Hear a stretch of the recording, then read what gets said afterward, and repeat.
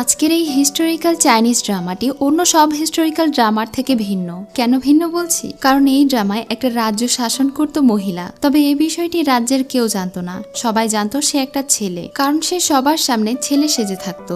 তবে সে যে একটা মেয়ে, এই বিষয়টি তাদের রাজ্যের সবচেয়ে বড় শত্রুর ছেলে জেনে যায়। আর এই রাজ্যের রাজা তাদের ইশারাতেই সকল রাজ্য পাট চালাতো। কিন্তু একসময় সে নিজেই এই সব ষড়যন্ত্র থেকে মুক্ত হতে চায়। রাজ্যের অসহায় মানুষদের দুর্দশা তার আর সহ্য হচ্ছিল না। সাধারণ মানুষদের এত কষ্ট দেখে এবং তাদের শত্রুপক্ষের মানুষদের উপরে অত্যাচার করা দেখার পরে সে সিদ্ধান্ত নিয়েছিল কিভাবে এই রাজ্যকে বাঁচানো যায়। যদিও তাকে এই রাজ্যের আসনে বসানো হয়েছিল তাদের হাতের পুতুল হিসেবে, কিন্তু শেষ পর্যন্ত সে তার বুদ্ধিমত্তা দিয়ে সঠিকভাবে রাজ্য পরিচালনা করে, যেটা দেখে তাদের শত্রুর ছেলে রাজার প্রেমে পড়ে যায়। কাহিনীটি যেমন ইন্টারেস্টিং, তেমনি তোমরা যারা ইমোশনাল, অ্যাকশন এবং সাসপেন্স ড্রামা পছন্দ করো তাদের এটি খুবই ভালো লাগবে। তো চলো ড্রামার কাহিনী শুরু করা যাক।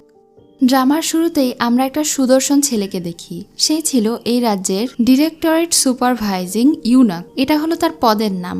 তার নাম হলো পেই সেনজি। সে রাজ্যের অনেক বড় একটা পদে রয়েছে। এই রাজ্যের রাজা অনেক বেশি অসুস্থ হয়ে পড়েছেন এবং তার অনেক বয়সও হয়েছে। এজন্য তিনি পেইকে ডেকে পাঠিয়েছেন।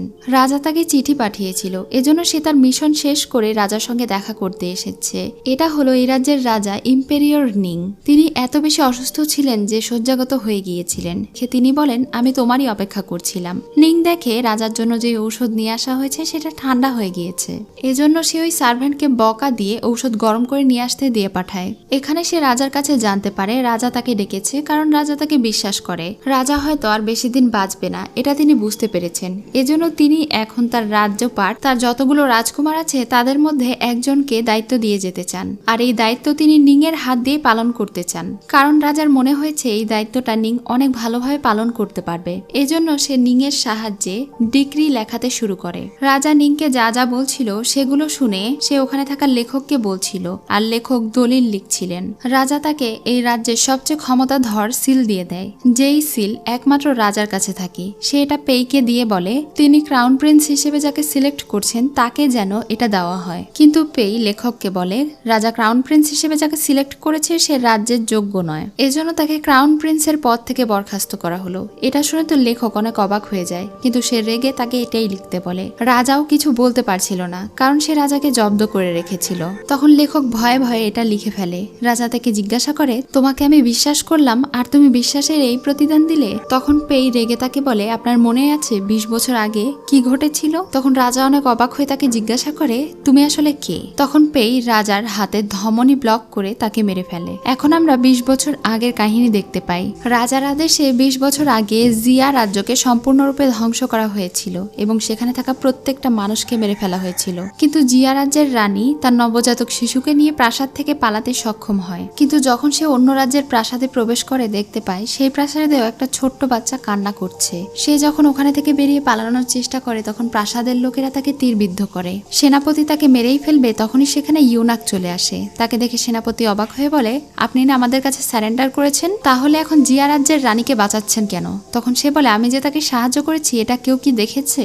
এটা বলে সে ওখানে থাকা সবাইকে মেরে ফেলে। এরপরে যখন সে রানীর কাছে যায় তখন রানী তাকে বলে, তুমি রাজার কাছে স্যারেন্ডার করেছো জন্য আমি তোমাকে দোষ দেব না, কিন্তু আমি আশা করি তুমি আমার বাচ্চাটাকে ছেড়ে দেবে, তাকে মারবে না। এটা বলে সে ওখানেই মারা যায়। আসলে সেটা ছিল পেইয়ের মা। এসব কথা মনে করে এখন সে তার মায়ের মৃত্যুর প্রতিশোধ নেয়। লেখক ভয়ে তার কাছে প্রাণ ভিক্ষা চায় আর বলে, আমি যা দেখেছি কাউকে কিছু বলবো না। পেই শুধু এখন ভাবছিল এই রাজ্য পরিচালনার জন্য এখন যোগ্য কাকে পাওয়া যাবে। এদিকে এই রাজ্যের পঞ্চম প্রিন্সকে দেখি। তার নাম হলো নিং ইয়ানবাই। তার কেন যেন মনে হচ্ছিল যে রাজা হয়তো মারা গিয়েছে। এদিকে পেই তার পালিত বাবা ইউনাকের সঙ্গে গিয়ে দেখা করে, যে একসময় জিয়া রাজ্যের ইউনাক ছিল। সে এখন এই রাজ্যেরও গুরুত্বপূর্ণ একটা পদে আছে। সে তার বাবাকে নিয়ে এসে সেই দলিল দেখায় যেখানে কোনো প্রিন্সের নাম উল্লেখ নেই। তখন তার বাবা তো অনেক বেশি খুশি হয়ে যায় তার উপরে। পেই এখন তার বাবাকে জিজ্ঞাসা করে, প্রিন্স কাকে বানাবেন? তার বাবা বলে যে 4 জন প্রিন্স রয়েছে সবাইকে ডেকে পাঠাও এবং তাদের মধ্যে থেকে পরীক্ষা করে একজনকে নির্বাচন করো যে আমাদের জন্য হ্যান্ডেল করতে সহজ হয়। এটা শুনে পেইয়ের মন খারাপ হয়ে যায় আর সে তার বাবাকে বলে, কিন্তু আমি মনে করেছিলাম আপনি হয়তো আমাকে রাজ্যের আসনে বসাবেন। তখন তার বাবা তাকে বলে, যেহেতু সে দেশদ্রোহীর ছেলে, তার পরিচয় যদি সবাই জেনে যায় তাহলে এখানে টিকে থাকা তাদের কষ্ট হয়ে যাবে।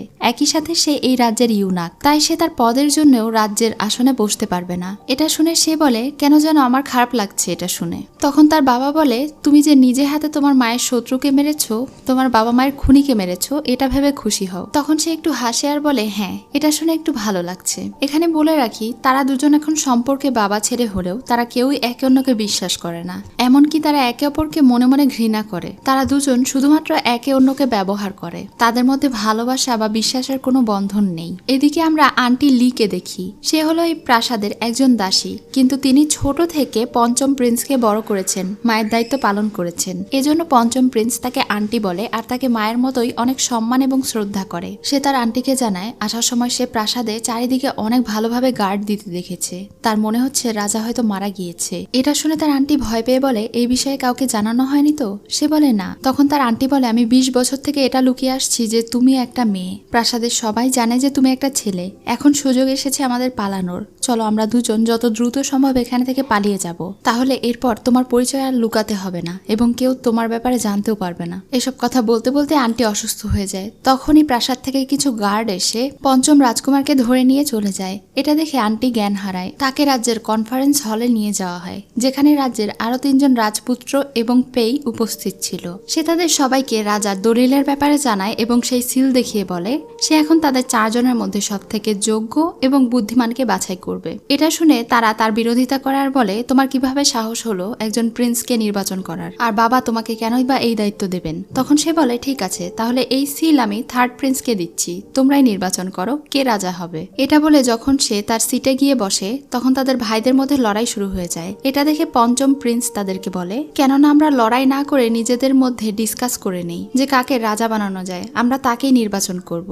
অযথা ভাইদের মধ্যে লড়াই করার কি প্রয়োজন? এটা শুনে 3rd প্রিন্স ভয় পেয়ে যায় আর সে বলে, হ্যাঁ ভাই ঠিকই বলেছে, আমি এই রাজ্যের দায়িত্ব চাই না। আমাদের সবার মধ্যে 2nd প্রিন্স বেশি যোগ্য, তাই আমি চাই তুমি রাজা হও। এটা বলে সে তাকে সিল দিয়ে দেয়। এটা দেখে আবার প্রথম প্রিন্স রেগে যায়। তখন তারা 2 জন মিলে সেই প্রথম প্রিন্সকে মেরে ফেলে। এবার হঠাৎ করেই 2nd প্রিন্সের হ্যালুসিনেশন শুরু হয়ে যায়। সে ভুলভাল দেখতে শুরু করে। সে তার মৃত বাবাকে দেখে বিলাপ বকছিল। এটা দেখে সুযোগ পেয়ে 3rd প্রিন্স তাকে মেরে ফেলে। সেখানে পঞ্চম প্রিন্স খেয়াল করে যে পেই একটা ধোঁয়া ছেড়েছে, যার কারণে তারা পাগল হয়ে যাচ্ছে। পেই যখন খেয়াল করে যে পঞ্চম প্রিন্স একটু বুদ্ধিমান এবং বিচক্ষণও আছে, তখন সে বুঝতে পারে সে একটু আলাদা। এবার 3য় প্রিন্স তার সঙ্গে লড়াই করতে শুরু করে। সে তার ভাইকে বাধা দেওয়ার চেষ্টা করে, কিন্তু তার ভাই তাকেও মেরে ফেলতে চায়। এটা দেখে সে ওই সিলটা হাতে তুলে নেয় আর পেইকে বলে, আপনি কেন এসব করছেন? আপনাকে যখন রাজা নির্বাচনের দায়িত্ব দেওয়া হয়েছে, তাহলে এই সিলের রক্ষণাবেক্ষণ আপনিই করুন এবং আপনিই সিদ্ধান্ত নিন। 3rd প্রিন্স যখন তাকে মারবে তখন পেই তাকেও মেরে দেয়। এখন শুধুমাত্র পঞ্চম প্রিন্সই বেঁচে ছিল। এই জন্য সে হেসে বলে, আমার তো নির্বাচন করা শেষ। কিন্তু পঞ্চম প্রিন্স নিং ইয়ানপাই রাজা হতে চায় না। সে তার আন্টিকে নিয়ে প্রাসাদ ছেড়ে চলে যেতে চায়। সে পেইকে রিকোয়েস্ট করে তাদেরকে ছেড়ে দেওয়ার জন্য। তখন পেই বলে, ঠিক আছে আমি ছেড়ে দেব, কিন্তু তোমাদের মধ্যে যে কোনো একজনকে। হয় আমি তোমাকে মেরে ফেলবো, তোমার আন্টিকে ছেড়ে দেব, অথবা তোমার আন্টিকে মেরে ফেলবো, তোমাকে রেখে দেব। তুমি কোনটা চুজ করছো বলো। তখন সে নিজের জীবন দিয়ে তার আন্টিকে বাঁচাতে চায়। পেই তাকে মারতে গিয়ে থেমে যায় আর বলে, তুমি যদি রাজা হতে পারো তাহলে তোমার কাছে আরো অনেক অপশন আছে। তুমি চাইলে নিজেকেও বাঁচাতে পারো এবং তোমার আন্টিকেও বাঁচাতে পারো। তখন প্রিন্স তাকে জিজ্ঞাসা করে, কিন্তু আমি কেন? তখন সে বলে, শুনেছি ছোট থেকে তুমি নাকি অনেক অবহেলায় বড় হয়েছো। অন্য সব রাজকুমারদের তুলনায় তোমাকে ম্যানিপুলেট করা অনেক সহজ, এজন্য তো তোমাকে রাজকুমার বানালাম। আশা করি তুমি বুঝতে পেরেছো। তখন সে বুঝতে পারে আর বলে, ঠিক আছে, আপনারা যা বলবেন আমি তাই শুনবো। তখন পেই তাকে রাজা ঘোষণা করে এবং তাকে সম্মান জানায়। যখন সে বাড়ি ফিরে যাচ্ছিল তখন জেনারেল তাকে বলছিল, আপনি ওই রাজকুমারকে কেন রাজা বানালেন? আপনিই তো রাজা হবার যোগ্য, আপনি কেন রাজা হচ্ছেন না? তখন সে বলে, এটা করা যাবে না। তখনই পথে সে একটা গাছের টব দেখতে পায়। সে ওই গাছটা নিয়ে এসে যত্ন সহকারে তার টেবিলের উপরে রাখে আর বলতে থাকে, দেখা যাক তুমি বড় হয়ে মিষ্টি ফল দাও নাকি ফুল দাও, নাকি কোনো কাঁটাযুক্ত বিষাক্ত ফল হও। যখন সে ঘুমিয়েছিল তখন সে অনেক দুঃস্বপ্ন দেখে। সে দেখে ছোটবেলায় সে তার প্রিয় বন্ধুকে নিজে হাতে খুন করছে এবং কেউ এটা তাকে করার জন্য বাধ্য করছে। এসব কিছু দেখে ভয়ে তার ঘুম ভেঙে যায়। আজকে যেহেতু রাজকুমার রাজা হিসেবে অধিষ্ঠিত হবে এবং রাজ্যের আসনে বসবে, এজন্য সে রেডি হচ্ছিল আর বলছিল, দেখা যাক নতুন রাজা তার আসনে বসার পরে কি কি হয়। এদিকে রাজকুমারকে দেখি, সে যেহেতু একটা মেয়ে এজন্য সে তার বুক ভালোভাবে বেঁধে নিচ্ছিল।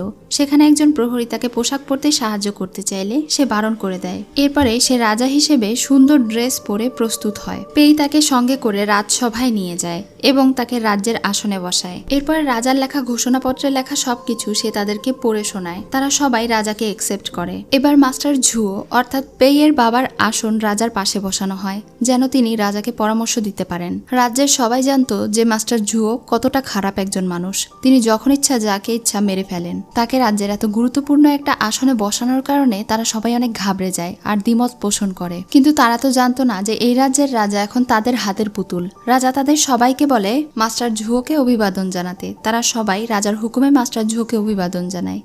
কিন্তু তাদের মধ্যে থাকা হেড অফ ইম্পেরিয়াল এত খুশি ছিল না। তিনি তাকে কোনোভাবেই একসেপ্ট করতে চাচ্ছিলেন না। তিনি সবার সামনে বলে, আমরা সবাই জানি যে অতীতে তুমি কত কালো কারনামা করে রেখেছো। এসব কিছু জানার পরেও আমি তোমাকে একসেপ্ট করব না, কারণ তোমাকে একসেপ্ট করলে এটা আমাদের রাজ্যের জন্য পরবর্তীতে দুঃসময় বয়ে নিয়ে আসবে। তার এত সাহস দেখে মাস্টার ঝুও রেগে যান এবং রাজার আদেশ অমান্য করার জন্য তাকে মেরে ফেলতে চান। তখনই পেছনে থেকে তার ছেলে হুয়োজেং দৌড়ে চলে আসে। সে তার বাবার হয়ে সবার কাছে ক্ষমা চায় এবং তার বাবার প্রাণ ভিক্ষা চায়। সে অনেক বেশি ক্ষমা চায় এবং সেখানে মাথা টিকে রক্ত বের করে ফেলে। এসব কিছু দেখে রাজা নিং মাস্টার ঝুয়োর কাছে গিয়ে তাকে কানে কানে বলে, আমার মনে হয় না চিফকে মৃত্যুদণ্ড দেওয়া সঠিক হবে। এতে করে অন্য সব চিফের আপনার উপর ক্ষিপ্ত হয়ে আপনাকে এই পজিশন থেকে নামিয়ে দিতে পারে। আর এমনিতেও তিনি অনেক বুদ্ধিমান, আমাদের রাজ্যের অনেক কাজে এসেছেন। তাকে মেরে ফেললে আমাদের ক্ষতি হবে। এটা বলেই সে সৈনিকদেরকে হুকুম দিয়ে বলে, চিফ যেহেতু আমার আদেশ অমান্য করে এবং মুখে মুখে তর্ক করে ভুল করেছে, এজন্য আমি তাকে শাস্তি হিসেবে 10 বার বেত্রাঘাত করার হুকুম দিলাম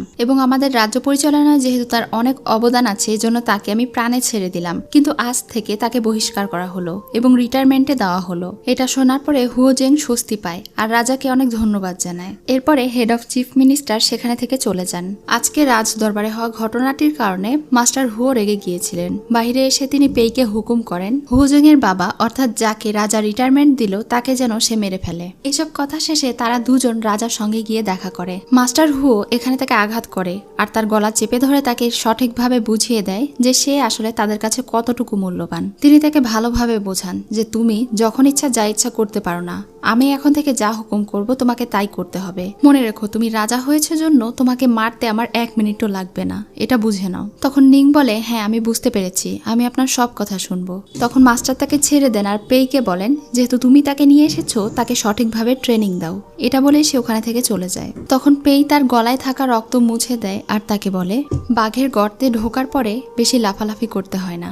আশা করি তুমি বুঝতে পেরেছো আমি তোমাকে কি বোঝাতে চেয়েছি। তখন সে বলে, হ্যাঁ আমি বুঝতে পেরেছি, কিন্তু আপনি আমাকে কেন বাছাই করলেন? আপনি তো থার্ড প্রিন্সকেও বাছাই করতে পারতেন। সে অনেক ভীতু ছিল, আপনারা চাইলে তাকে দিয়েও যা ইচ্ছে করাতে পারতেন। তখনই তাদের কথা মাঝে একজন সৈনিক এসে রাজাকে জানায় তার আন্টি এসেছে। সে তার আন্টিকে দেখে তো ভীষণ খুশি হয়ে যায়। আন্টি লিকে সে নিয়ে যায় খাবার টেবিলে। সেখানে নানা রকমের খাবারের ব্যবস্থা করেছিল সে এখন তার আন্টির সঙ্গে অনেক খুশি ছিল আর একসঙ্গে বসে খাবার খাচ্ছিল।